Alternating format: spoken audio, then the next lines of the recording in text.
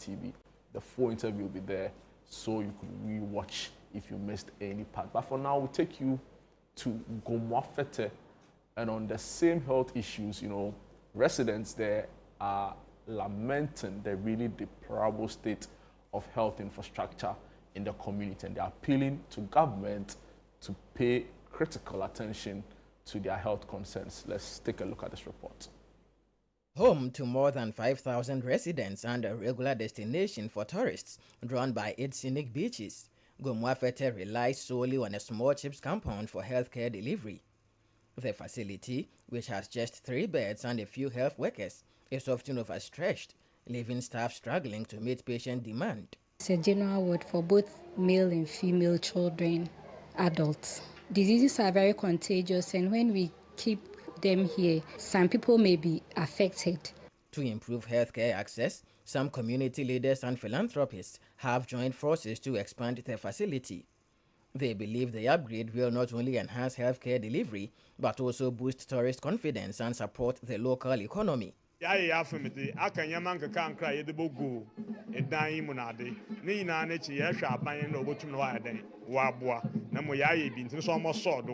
expanded CHIPS compound now features separate 5-bed wards for children, men and women, a dedicated 3-bed labor ward, a 5-bed maternal ward, and a 3-room apartment for staff accommodation. Plans are also underway to further expand accommodation for up to 6 health officers. We are planning for 6, but this is 3 units. So hopefully by next year, we are planning to extend it to get the 6 for them. Despite these improvements, residents say the facility still lacks adequate staff. They are therefore appealing to government to post more health professionals to ensure effective service delivery. Consistently, we've been appealing to the government. Now that we have accommodation for health professionals and the facility is ready, what we are requesting is at least for now 1 medical doctor, and subsequent health professionals should be posted to this place. Right now we have the nurses. Once in a while we are told a doctor will pass through, but we want a doctor who will live with us, so that many of the cases he will attend to them instead of referring to them to other health facilities. At a short ceremony to hand over the expanded facility to the Ghana Health Service, the chief of Gomoa Fetteh, Nana Aborata II, urged the Ministry of Health to assign a medical officer to the community and upgrade the facility to a polyclinic. He noted that such a move would end the long-standing challenge of residents and tourists seeking health care from distant towns. We are also pleading to the government that it should come to our aid, because once we have these facilities and then we want the government to upgrade it, we are looking up to them to hear something from them that the CHIP compound, the Gomoa Fetteh CHIP compound, is no more CHIP compound, it is polyclinic. The Gomoa Fetteh community, with a population of over 5,000, has no doctor. Residents are therefore calling on government to post a doctor to the health facility in the community. For the ChannelOne newsroom, I am Akwesi Ado, Gomoa Fetteh, Central Region. Interesting. So you saw our correspondent Akwesi Ado file that report in Gomoa Fetteh, where residents that are not only Bemoan in the state of healthcare infrastructure, but also access to quality, qualified medical practitioners. And he will be joining us pretty shortly to, throw more light on this situation. So, the past week we had conversations dominating social media on whether as a country we needed more lawyers or more engineers. I'm surprised the conversation didn't move into the medical space. Well, it did. Sorry to bust the bubble. So I was producing the show for Mr. Bernard Avalon, The Point of View. And as producer, I kept receiving some messages from some health, nurses union reps, also lamenting the fact that we've been producing a lot of nurses, but we don't even get to employ them. But I think for medical doctors, it's not quite the same. Government heavily subsidized their education. Even for those I thought even nurses' education was subsidized. Yes, but by the nurses, we produce a lot. So if you listen to the health minister, he wants to do what they call export for nurses, right? But he raised an important concern. He said that a lot of the time when people want nurses coming to their country, it's for certain kinds of specialization. So they don't want like general ward nurses of the sort. They want you to have some specialty in particular cases, and we don't have that. So the University of Cape Coast, has entered into an agreement with the Health Ministry to come up with some courses for nurses, right, to help them train in specialized cases. So we're looking forward to that. But for the doctors, we know the whole issue around the exodus of medical practitioners, particularly doctors, and we know the reasons why these issues are there. So they train in school, we significantly subsidize their education, they go to practice a few years in Ghana or months. They get so frustrated. They get so frustrated by the systems here, and they book the next available flight, UK, US. They're being treated better there, apparently. And they do so well when they go there. I remember one time when a big health conversation came up, we spoke to Dr. Dumo. I've forgotten his first name. Dr. Koshi Dumo. Who is he? He's a nephrologist. And he's built a really big nephrology center here. And he's like a top doctor in the US. But one of my questions is that, is it the location of these hospitals? Is that why the health personnel don't want to go there? Like, what are the specific reasons? Or is it that the Ministry of Health is just not employing them? Because it's not the first story we've done where communities are asking for medical professionals. As big as Kolebu. Sometimes they come in the news and they are begging for gloves. They are begging for sanitizer.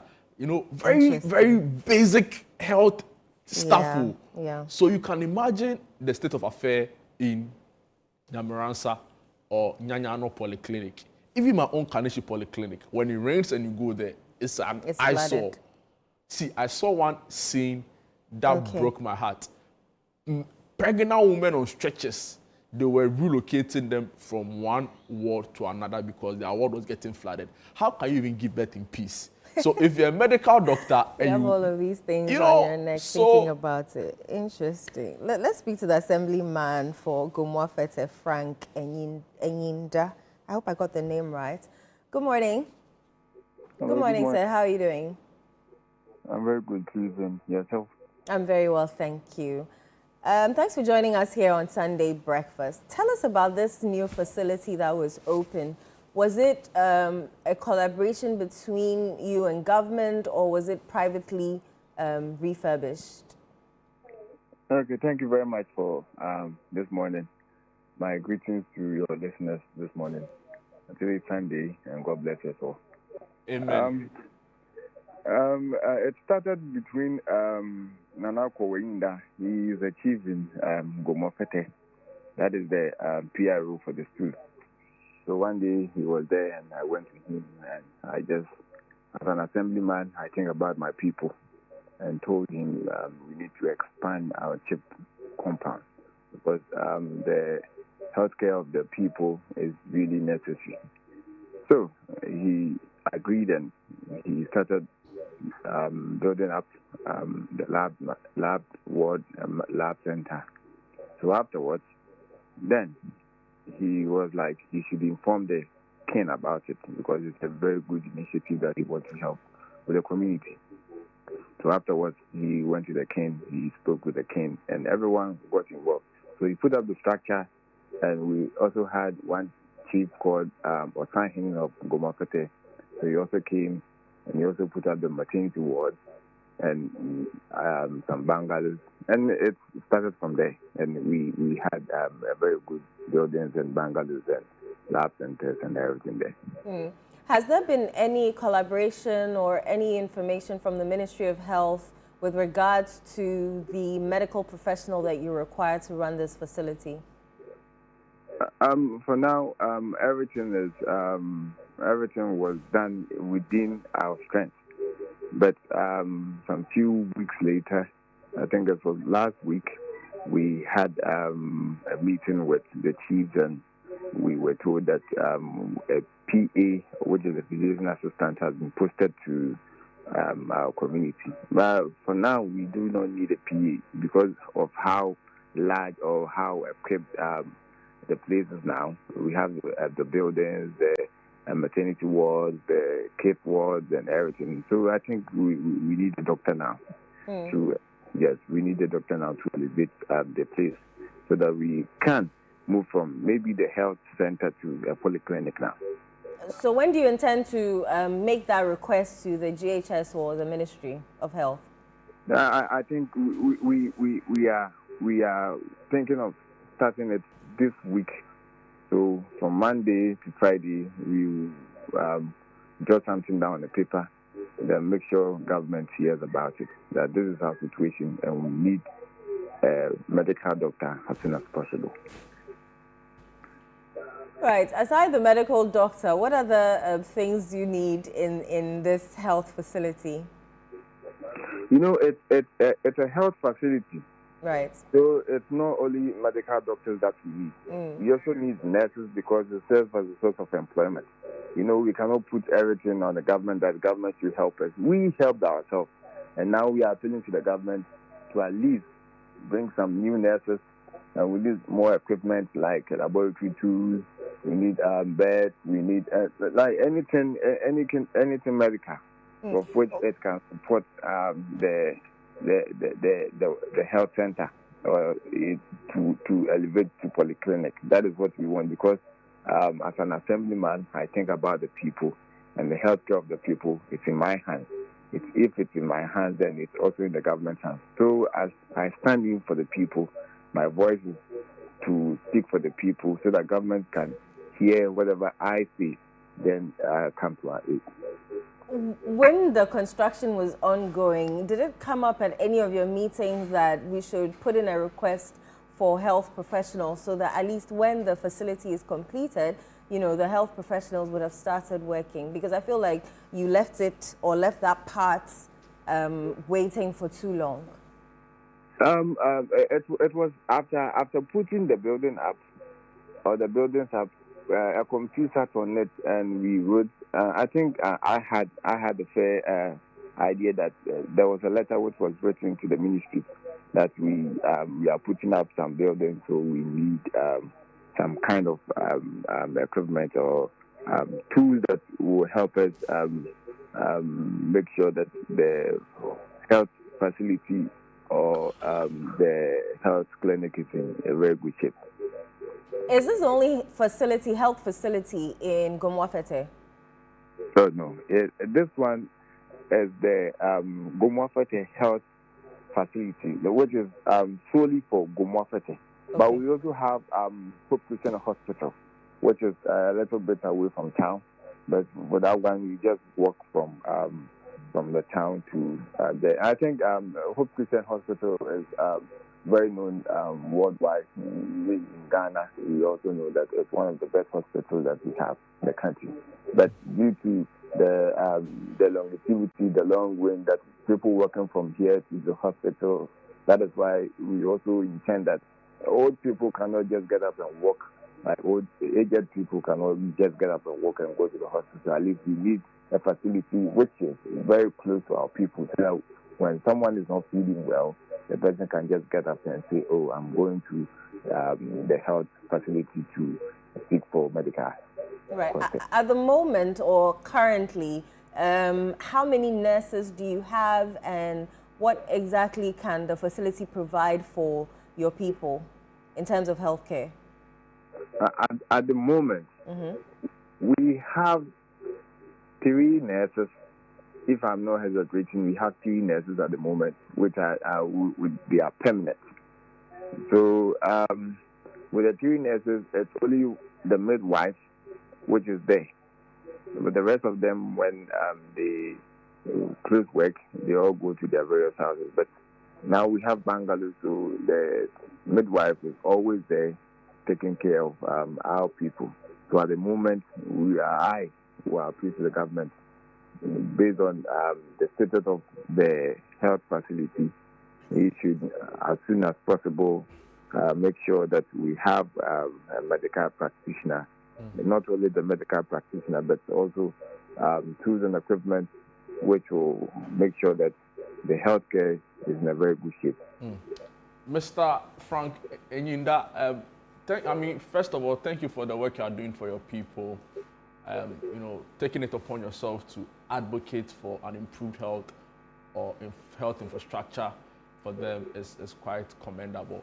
I'm interested in beyond the complaints, right, and beyond submitting your petitions to the relevant authorities as an assembly. What are the other measures you are doing? Some have said that you could try and mobilize the community to raise some funds, right? I'm sure in Gomoa Fetteh, you have quite a number of people there and even others who hail from the place and are now overseas or in other places.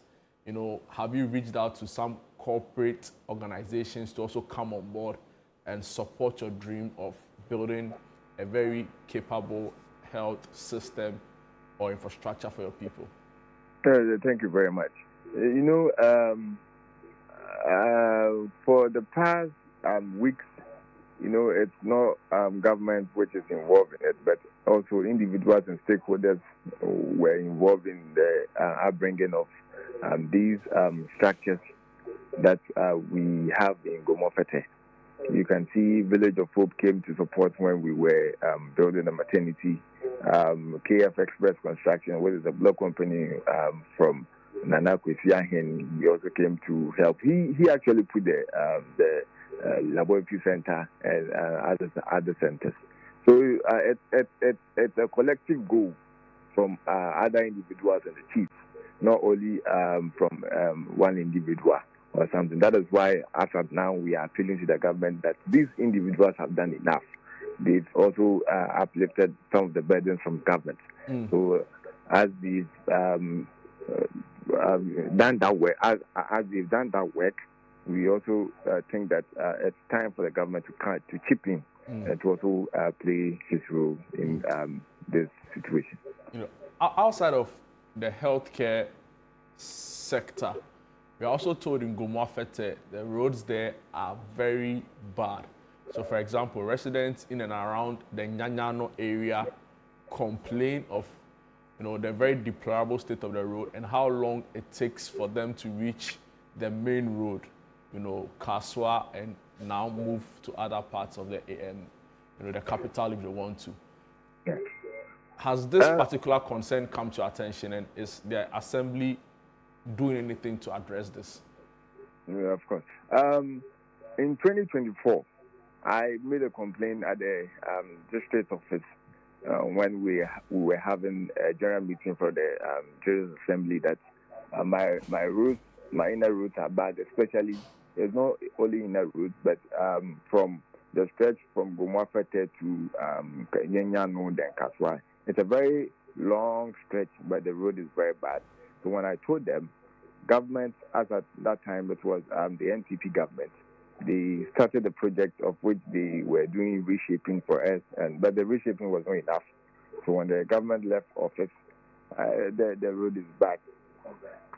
So we want this current government to pay particular attention to this inner road that we are talking about from the stretch from Gomoa Fetteh to Nyanyano, because there is a bridge there.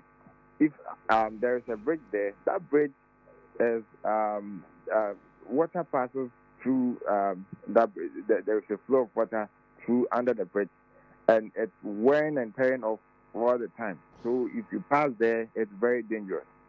We have seen the bigger cars not used there again, but yes, so Ghanaians and our behavior, they still do. So now it's very dangerous to use that road. If you want to use the road, you have to go through Akweti to Beku to the other stretch. Yeah. Correct me if I'm wrong, but Gomoa Fetteh falls under the Gomoa East constituency, right? Yes, please. So that's Dr. Fetteh. Yes, Honorable Dr. Fetteh, yes. Who is Member of Parliament for the area. Yes. What has been his response to some of these issues you've been raising to him, particularly on healthcare issues and, of course, the roads? As you are told, it affects access to some of these healthcare centers. I think he's aware. And when he goes to Parliament, I think he's doing his best. But the best is yet to come. So we are still waiting for him to at least make the necessary steps and to finalize everything so that when his work or his progress is in completion, you can see the results here in Gomoa Fetteh. All right, Frank Enyinda. So I actually like your name a lot. Is it like Enyinda, right? No, my you are pronouncing it in Asante way. Mine is fancy, so Frank Enyinda. Enyinda. Yes, please. What does it mean? Unexpected. Unexpected. I figured. I thought as much. So Frank Enyinda, Yes. please make something unexpectedly, but very positive happen to the people of Gomoa Fetteh. We trust in your leadership, and I want to say kudos on coming out to advocate for them. Na fa enidaso, from unexpected, bring hope out of a very what seems to be a hopeless situation. But thank you so much for your time this morning. Okay, thank you very much. And for the work you are doing. Yes. I'll always do more for my people. Yes, I came to serve them, so I have to do more for them. And tell them to keep watching ChannelOne TV. No, okay, nice. Because we have their interest at heart. And Frank Enyinda, he said his name means unexpected. And I was saying to him that he should make something unexpected happen for his people. But it should be positive. Usually when it's unexpected, it can be negative, it can be bad news. But the state of affairs, the country is, I don't want to say it's moving in the wrong direction, because a lot of people felt that way and made a decision in the election, right? My point is that we don't take certain things in the country very seriously. Healthcare is one of those things. It's like, it's like we don't value life in a certain way, so anything can happen and we don't care, right? And that's how come in this same Gomoa area, I quite recall, about 11 kids or so went to swim and died. Oh, was it the boats? Not the boat. The boat was somewhere else. But this was like 2 or 3 years ago at Apam, in the Apam area. I mean, Apam is Gomoa West, but it's all within the same enclave. 11 kids or so just died like that. And we've seen multiple instances of a complete neglect of human life. See the spate of road crashes on our streets, particularly even on that Central Region Road. So my point is that we need to be doing better as a people. I think that the health minister has grown in the role. He started off quite well. I listened to him speak to Bernard. I was impressed with his understanding of the issues and the preparation he has, right? So I think he has a really solid team around him who, give him proper research when he goes to some of these engagements. But the ultimate task is that we see it reflect in the outcomes, the quality of life patients receive when they go to health centers like this. How can you put up this nice building and they don't have doctors, they don't have nurses, they don't have beds, they don't have anything? It can't be a hospital. Then it's like it's a building. Chips compound. So we plead with them. I think they are on the right course, but we just need them to speed up the thing. And I'd like to commend the community for, putting up that structure. I think that they should also, when I was speaking to him or when he answered some of my questions, it also behoves on their part to have requested for the personnel a little bit earlier within the process of the construction. But like you said, yes, there are some things that we leave to, let me say, to the back, like is an afterthought. Healthcare, roads. I think we can do better as a country in general in those instances. But yeah, kudos to Gomoa Fetteh, and hopefully they get what they are asking for shortly. The Queen Mother in this report looks like, she looks like the actor, Vivian Jo. I don't know if you pay attention to the money there. Yes, she actually does. I saw it and I'm like, hey, is that it? Yeah. So. There's a member of the development committee on the line, Anthony Kwekuabam, and he's also a resident of Gomoa Fetteh. Mr. Abam, thank you for joining us for Sunday breakfast. Thank you for having me. Right. And good morning to your listeners and viewers. Good morning. How are the people of Gomoa Fetteh this morning? We are doing quite well. Great. Except your new healthcare facility doesn't have... health issues that the government has yet to respond to our plea. So you've put in the request? Yes, at the ceremony, we invited both the regional and the district directors of health service. Unfortunately, the regional couldn't turn up because of other engagements. But the district director was there, and we put our request before him. And after the ceremony, we had a private discussion, and he assured us that they have an internal process which he is going to trigger immediately. And so after September, October, my chairman is out of the country now. Once he returns, maybe in 2 weeks' time, we're going to engage them again to see how far they've gone with their internal processes to make sure that we have health personnel, especially at least one resident doctor, to take care of the health needs of the people. Were there any timelines discussed in that meeting? No, at that time there wasn't any timeline. They said they were just going to trigger the internal process. That's why we will need to meet them in November. Then we can all set timelines for which we can hold each other accountable for things that we agreed on.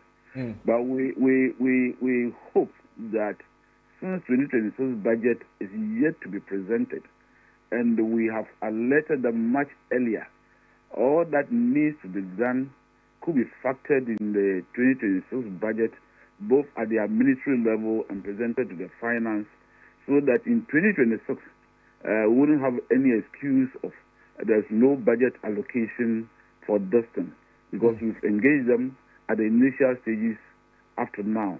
And so we're hoping that our needs will be considered in preparing the 2026 budget, and therefore there wouldn't be any excuse for not providing our needs in the coming year. Mr. Anthony Albom, just before we go, right, how many people make up this development committee chair, and what has been the success story so far? Let me start by saying that at the maiden Akwambo of Nana Borata II, he set about 5 thematic priority areas, and health was his number 1. And so we look at, currently we have Fetteh SHS in the town, which has a population of over 1,400. If you add it to the conservative estimate of the population, I don't have the figures, of about 3,000, we are talking about over 5,000 people without any health facility. So the first thing the committee did was to renovate the chief compound by re-roofing the whole thing and painting it and make it a bit attractive. And then the second thing was to expand the facility, which your team came to look at, and also provide accommodation close to the facility, such that if there's an issue, the staff are close by to attend to. We intended to do 6-unit bungalow. We finished with the first 3, and which we believe that one should reserve for the resident medical doctor, so that the rest other health personnel can occupy it. So this is the background to the issue that Nana believes that healthy people are productive people. And therefore, we should do all that we can. But you see, there's a limit. We can provide the infrastructure like the building and things we've done. But when it comes to the personnel and some of the equipment, it is, in our opinion, the responsibility of the government. And that is why we didn't leave them out right from the onset. We said, this is our plan. We know you have budget constraints. You can't do everything. So we will do the part that we can.